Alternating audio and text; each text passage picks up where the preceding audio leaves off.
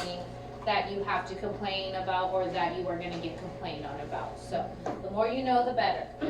Consumer harm is a big complaint, such as an infection following a service. Like I said, a lot of new laws to the pedicure stations and how we clean them, and that was due to outbreak and fungus. People are literally losing their toenails, and it's all around. The local, the number of local shops is very high, the standards are very low, and the amount of people coming through is a lot. So wherever the market calls for, wherever there's a lot of people, if the service is gonna just keep happening and then the fungus is just gonna keep spreading, eventually people are gonna catch on. That is something to report. That is very, very dangerous. It is not safe. Nobody wants to lose a toenail. If you're getting your pedicure done, it's because you like how your feet look, so that would be something to report. Unlicensed activity, that's a very, very common one in Sacramento. Unlicensed nail techs, unlicensed lash techs, unlicensed braiders, and I know I'm gonna hear people say you don't have to have a license to braid. In some states you do. So, like I said, the more you know, the better. And in some states, while a license isn't required, minimum amount of certification hours is.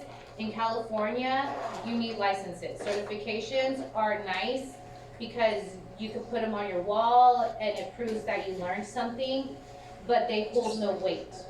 Licenses are law, and that's what allows you to charge people, not certifications. So understand right now the difference between certified and being licensed. Being certified is good for our ego, but being licensed is good for our safety, and it is law.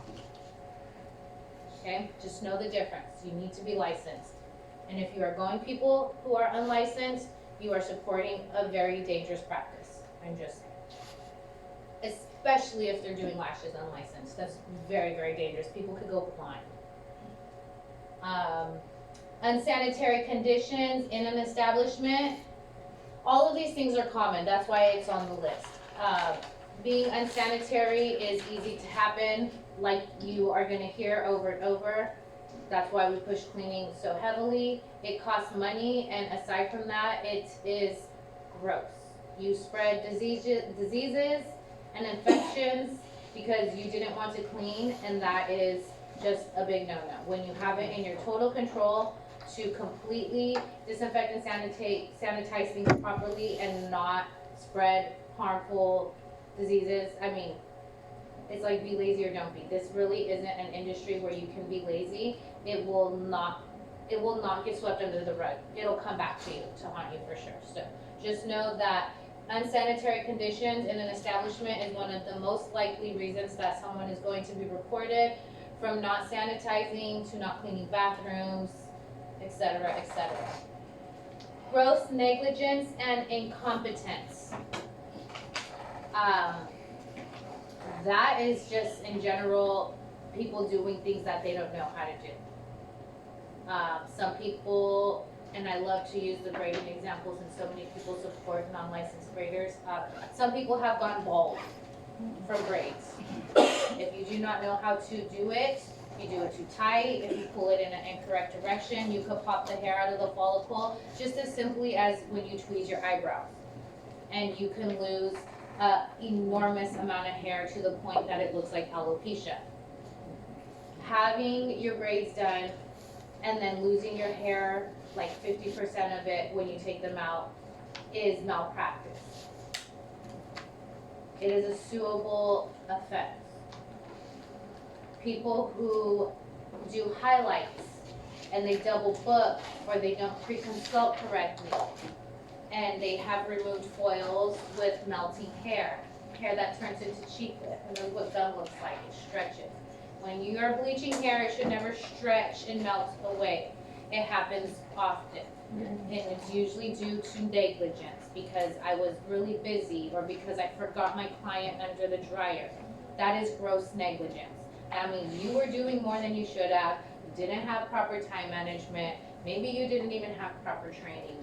But that is a situation of gross negligence. It can happen. not doing a proper scalp consultation, not properly looking, and then bleaching them when they had open sores. Now you're burning their open sores, and then in 2 days, they're gonna come back with welts because you physically damaged their head. That's gross negligence. So these are the kinds of things that are very often, and to me, the most necessary types of things to report. Like I said, you could be on either end, and most people don't care until it happens to them. I hope that you are never on either end, but the likelihood is high, so like I said, the more you know, the better. All complaints must be in writing and may be submitted online. So if you've encountered any of these situations and you need to report somebody or some location, you get onto the board of barbering, and that's where you do so. Like I said, we have a local office now too, so that's pretty nice. Let's see, what state board does not regulate? State board does not regulate permanent cosmetics, tattooing, body piercing, body massage, aromatherapy, hair threading, hair braiding. Hair braiding is within our scope, but you do not need a license in California. That's why they do not regulate it. Sale and fitting and styling of wigs. Wigs is also within our scope, but it is not something that they regulate either. You say no body massage? No, body massage is a different department of the state. It is very closely related to the state board, but it is not in the actual same jurisdiction. As far as body piercing, tattooing, and permanent cosmetics go, we are not, that's not within our scope. We are not allowed to break the skin. If you are going to do those things, you need different certifications, and you need to see within the state what kind of laws or whatnot is required. Per county, per state, it will be different. It just depends where you're at. We can't do it? It's not within our scope, it has nothing to do with our license. Doesn't mean you can or can't, it just doesn't fall within the same category. People think that it is, but they're not connected. It's not something that the state regulates. They don't regulate tattooing, like for our scope, we're not getting regulated for that kind of stuff. No. It's not within our license. They do regulate it, but it's just not for us. It's not our licensing. Yeah. So like I said, you need to inquire within the state to see what kind of certifications or licenses are required for those kind of things, because it's not under our cosmetologist. Yeah, Within our scope means what are we allowed to do? What are it's they? underneath like permanent makeup, and you have to do like a class and get certified, and then you also have to do blood-borne pathogen certification as well. That's really for microblading.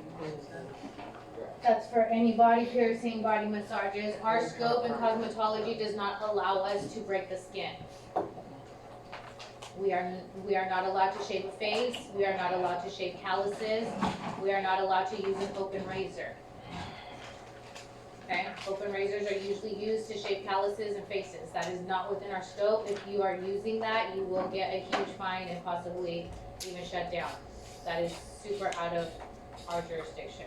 Barbers are allowed to shave faces, cosmetologists are not. Barbers cannot do nails, cosmetologists can. If you want to know the difference between you two, that's it. There's no other differences. Everything else you learn is the same. How you choose to market yourself is kind of what creates the image and whatnot.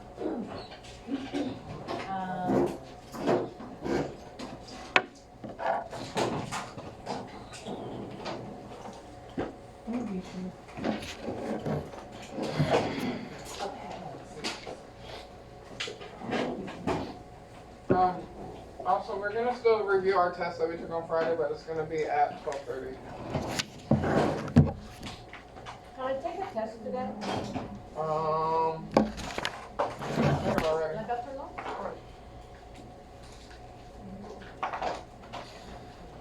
Okay, we don't have time to go over these real quick. Types of licenses issued by state board. We're all here to get our cosmetologist license. So just so you are aware, there are a few other types of licenses which are kind of similar to us, but they will have different training and less hours of certification depending on which course it is.